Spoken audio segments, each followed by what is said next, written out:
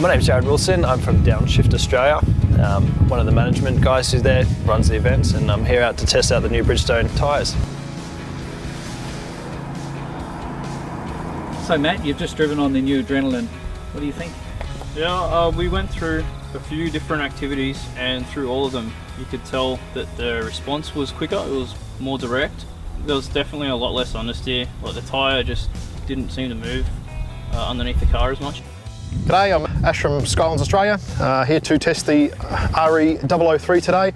Thus far, excellent tyre, sidewall strength is good, which is what you want in a tyre that you want to have sort of for an enthusiast level sort of tyre, a bit of driving, good for a hills run, yeah, we'll sort of keep testing them out during the day.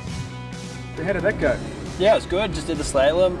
Compared the two tyres, the competitor against the Bridgestone, and the Bridgestone just outperformed and outturned the other competitive tyre, which was great. They're a fantastic street tyre, and I would really recommend these.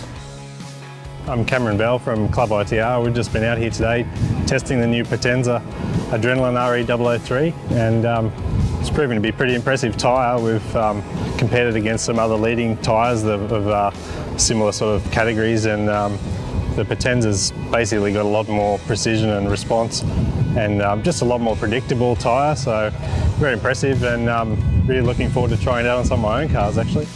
So Justin, how was that, mate? Oh, it was awesome, man. Really cool tyre and amazing turn-in. So that was the slalom. Did you find that held a much more predictable line with the 003s? Yeah, 100%. I think the turn-in's really sharp, and I found that the steering angle, instead of being quite wild with the other tyres, I thought it was a much smaller angle. Steering angle. That's right, yeah. No, good job, mate. Well done. Cheers, thanks a lot.